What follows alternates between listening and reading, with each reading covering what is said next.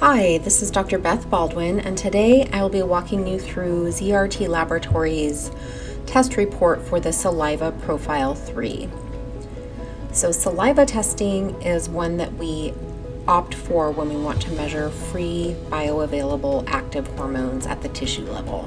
If you're not familiar with that idea, I highly recommend checking out our provider data sheet called About Saliva, and that will get you oriented to the difference between saliva testing and serum testing, and especially when we're working with topical hormones. So this is an excellent test to run when we are either assessing baseline, monitoring conditions, monitoring HRT, especially with topical therapies. And the Saliva Profile 3 is one that's going to include a 4-point cortisol collection.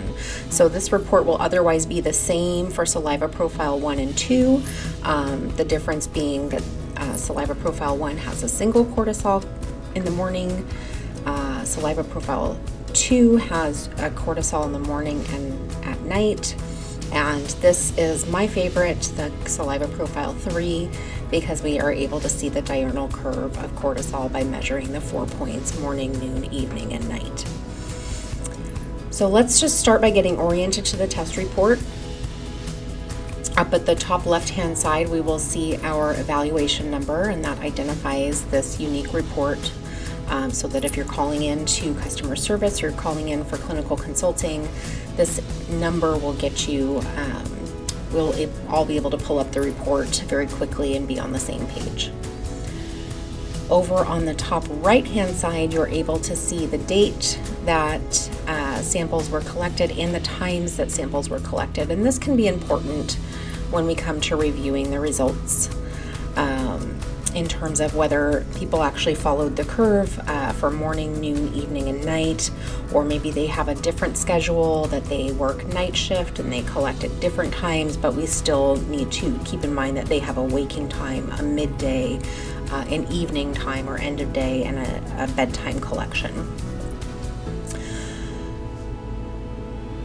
Down in the gray box, as we move down the report, we see the patient's gender, their date of birth, their last menses if that applies, and their menses status. This patient that we're looking at is postmenopausal on our sample report.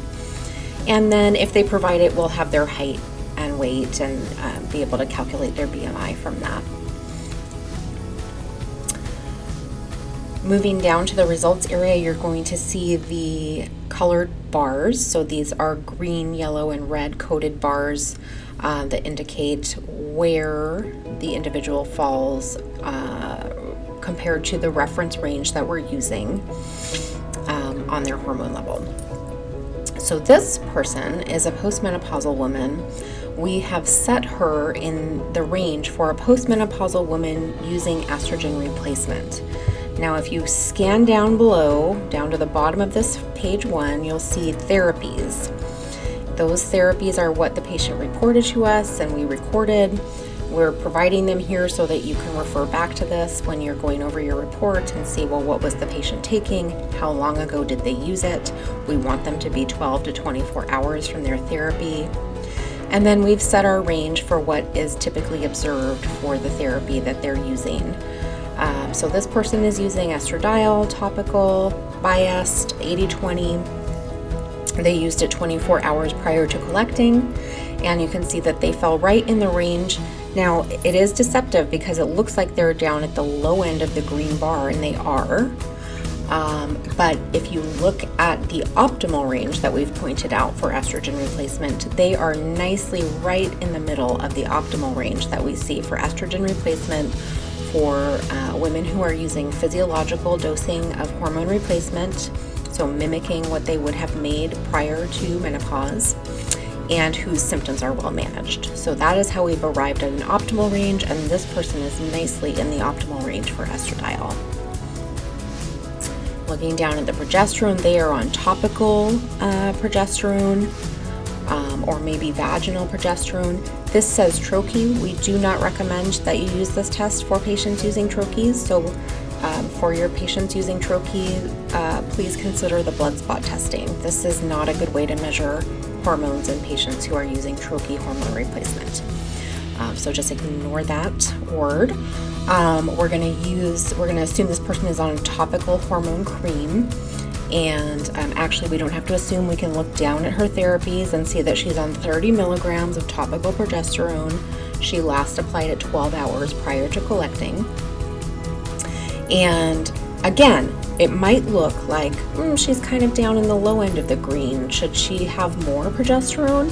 This range is really wide, this therapeutic range. This is for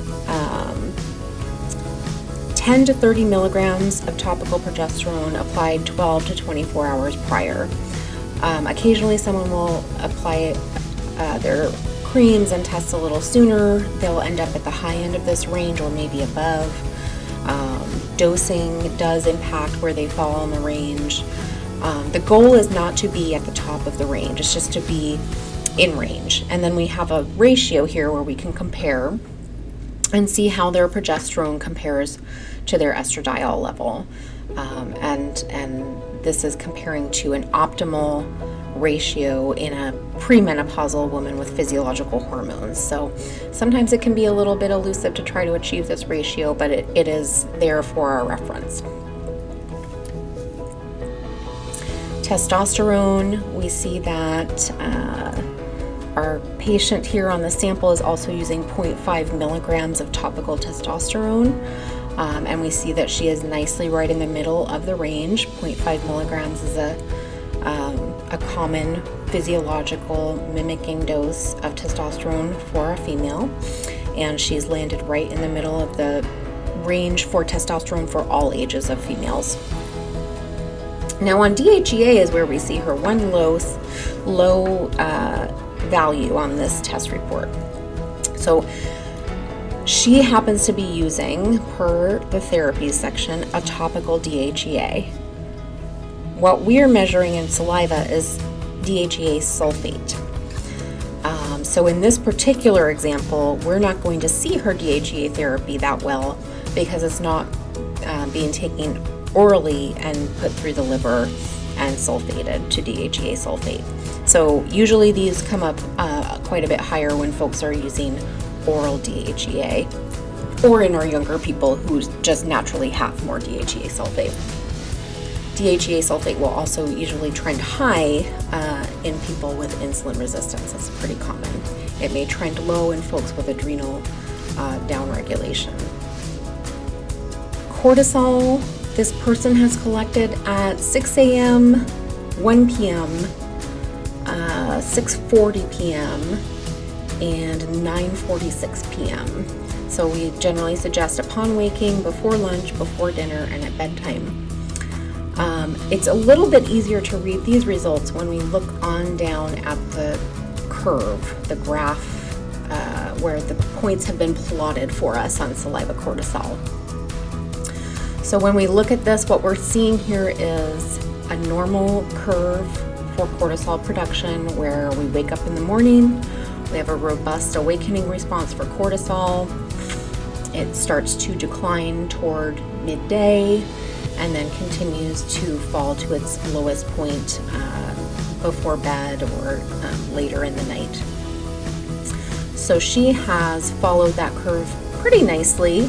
We see a bit of a dip at the evening point. Maybe she was getting a little fatigued at that point, but otherwise she's following the curve quite nicely.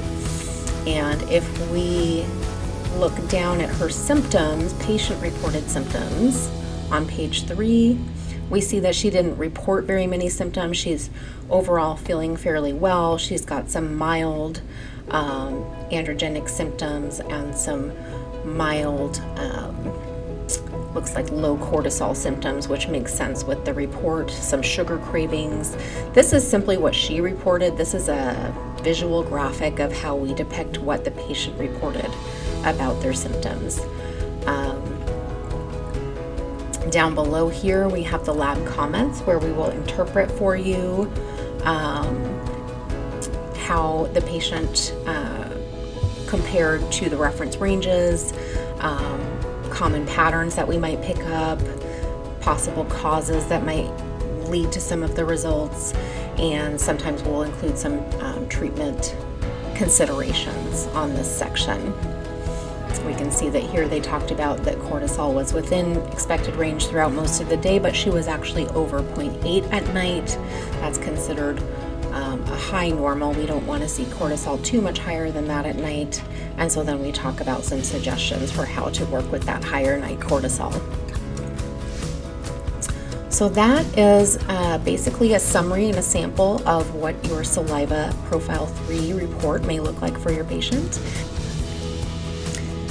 If you have questions when you receive your reports and you'd like to go over the results with a clinical consultant, we invite you to reach out to us at 866-600-1636. We're available to consult with providers Monday through Friday. Thanks for listening.